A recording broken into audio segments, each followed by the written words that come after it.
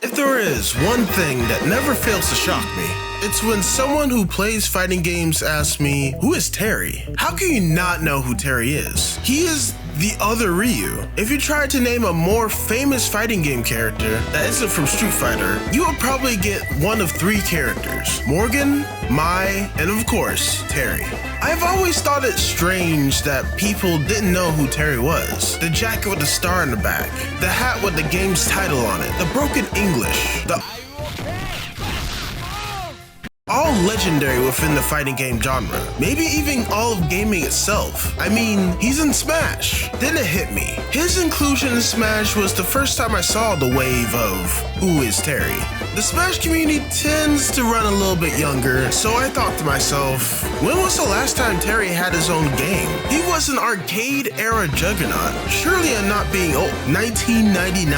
Garo Mark of the Wolves came out a whole 25 years ago. Crazy to think about. And ever since, Terry has only been a side character in the King of Fighters series, where a lot of other characters that didn't have a game series to call home. This made me look up the history of Fatal Fury, his home series, to find out why there was a huge gap if Terry was such a popular character. But what I found out was more wild than I have ever had expected. And it all points to the game studio that made Terry in the first place, SNK.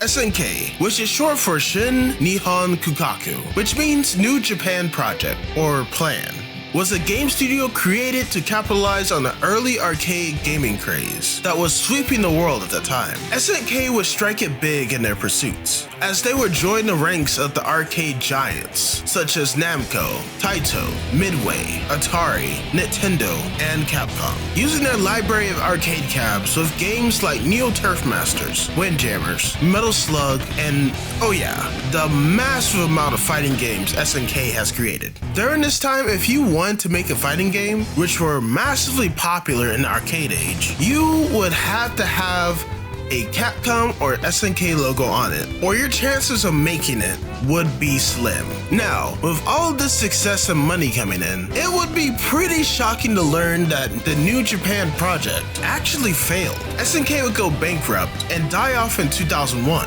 The SNK that we know now is actually a different company that took up the name, which we will talk about later. What could have happened for SNK to die? Well, to make a long story short, the times had changed. Home consoles started becoming more and more accessible and easier to get, while arcades died in the process. Companies like Nintendo, Sega, and Atari, during the height of the arcade era, started expanding into different areas in order to shore up their business.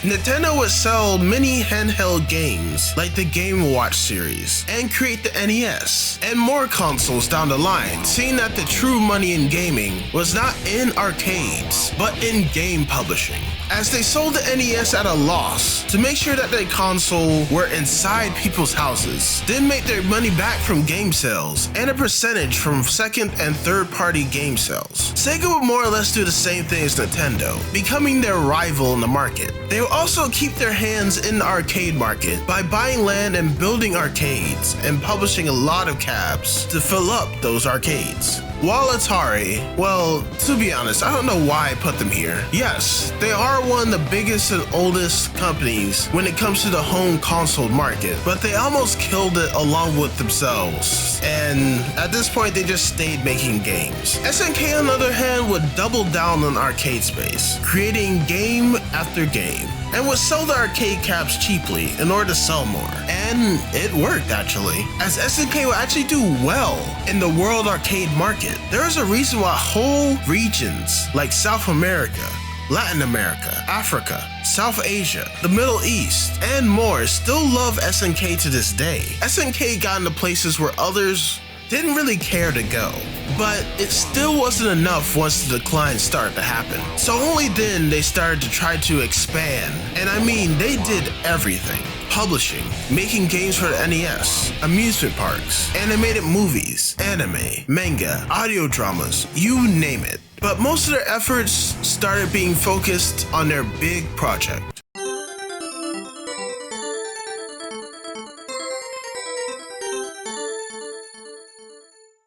Now, it's important to understand that the Neo Geo was both a home console, the Neo Geo AES, and the arcade platform, the MVS. The Neo Geo MVS was a massive success, even in the dying arcade market. Using the cartridge system, the MVS could hold up to 6 different games in one cabinet, which arcade owners loved since it saved on space, while the AES would have a more complicated history, as on one hand it had to go against the SNES and the Sega Genesis at almost double the price since they wanted to make their money back on the console alone. But on the other hand, it was a far stronger piece of hardware that was able to outlive them both and do well in the market, selling around 1.18 million units. But that's when the "we might actually make it" arc stopped, as everything after this would be met with failure. The Neo Geo CD was created to compete with the Sega Saturn, the PlayStation 1, and the N64. It would fail. The Hyper Neo Geo 64, a new arcade platform made to handle 3D and 64-bit games, will also fail. The Neo Geo Pocket and Pocket Color. Actually, the Neo Geo Pocket actually did well until the Game Boy Advance came around and killed it. SNK was going down, but in the 2000s, they would set up one more Hail Mary. One last chance to turn everything around with a 4-game Capcom and SNK collaboration series. SNK vs. Capcom Card Fighters Clash. A card game featuring characters from IPs from both studios for the Neo Geo Pocket Color. I'm not going to lie, a card game is an odd pick. Then again, during this time, they were putting games out like Samurai Showdown, the RPG. But this was during the time where fighting games as a whole were not doing so hot, so makes sense. SNK vs. Capcom, the Match of the Millennium, also for the Neo Geo Pocket Color. To sum it up, Match of the Millennium was a handheld fighting game. Everybody was small and cute, and they had minimal moveset. While these two didn't do so hot, because the Pocket Color also didn't do so hot, after these two would come out, then comes the big dogs of the collab. Capcom vs. SNK 1 and 2. These games actually did do well, but since Capcom created the game, as they didn't get any money from the SNK vs. Capcom games as part of the contract. So yeah, the plan didn't work and SNK was doomed. They would sell off usage of their IP to Azure to try to make pachinko machines. Employees, seeing the writing on the wall, left to go work for other studios like Capcom, Arc System Works, Bestasoft, and create Demps, which is pretty funny in a cosmic kind of way. And then SNK went bankrupt. On October 30th, 2001, the New Japan project died.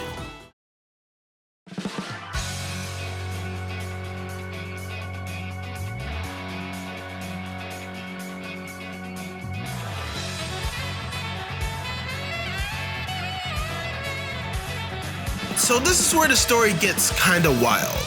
It turns out the original creator of SNK, Akechi Kawasaki, seeing that SNK was going down the drain, created Playmore on August 1st, 2001. Playmore was set up to be a copyright management company, but you don't think a company called Playmore was just a law firm, right? While Kawasaki never really said it publicly, it was pretty much built to hold the SNK IPs, so that all the series that SNK created will have a place to live on into the future.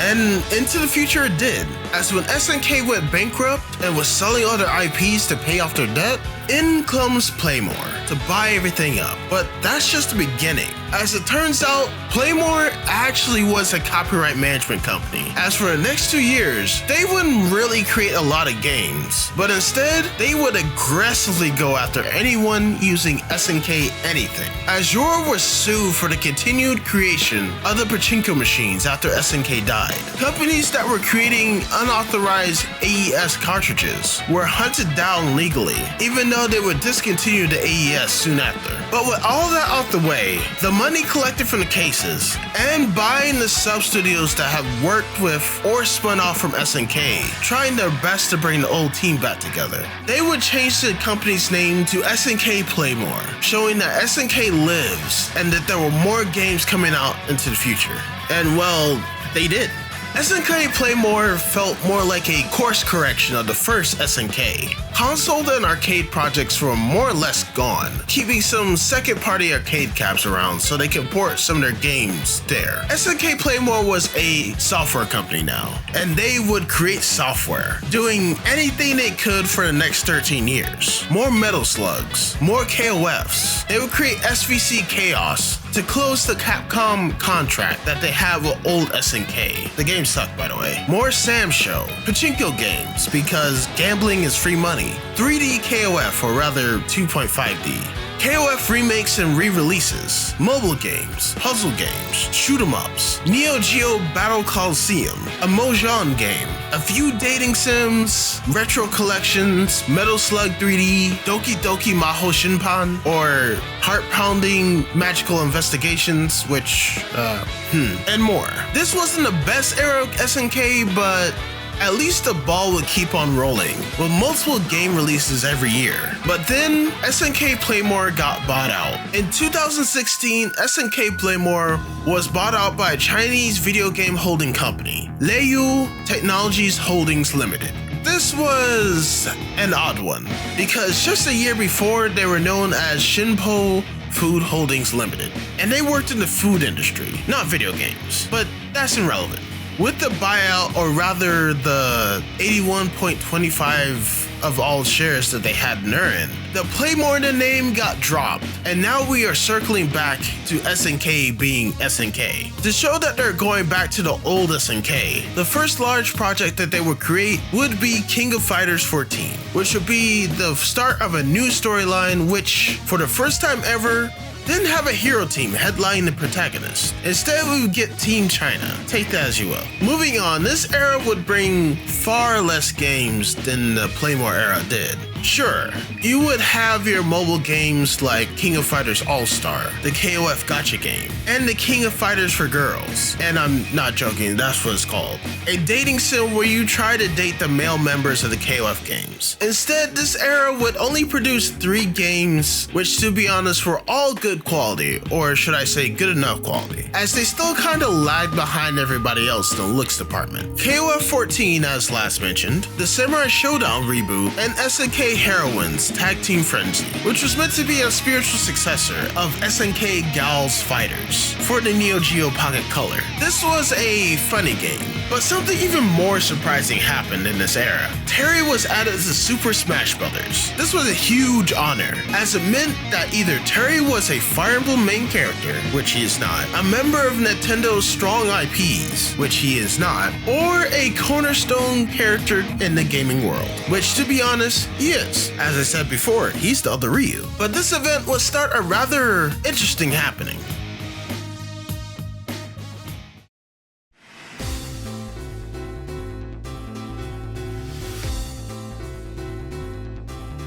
It turns out that SNK had a big fan.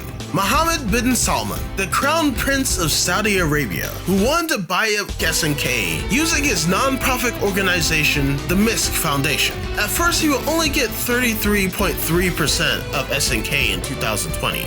But he will be on the hunt for the 51% controlling share, which he would get 96.18% in 2022. I think the fact that Leiyu was being sold to Tencent during this time allowed the sale to go through. But that's just speculation on my part. The prince got his wish. SNK was now his. But what did he do with it? Well, good things actually. SNK now had a sugar daddy and used the newfound resources to improve on everything, creating KOF 15, which was a vast upgrade from 14 in terms of looks, gameplay, and support, even having rollback netcode. And that's nothing compared to the next game, the return of Fatal Fury. Fatal Fury City of the Wolves. Though it's planned to come out in 2025, it's going to be the first true Fatal Fury game in 26 years. And SNK is trying to pull out all the stops for the resurrection of the series. To tell the truth, the game looks cool, and no one really expected this. What gets me more excited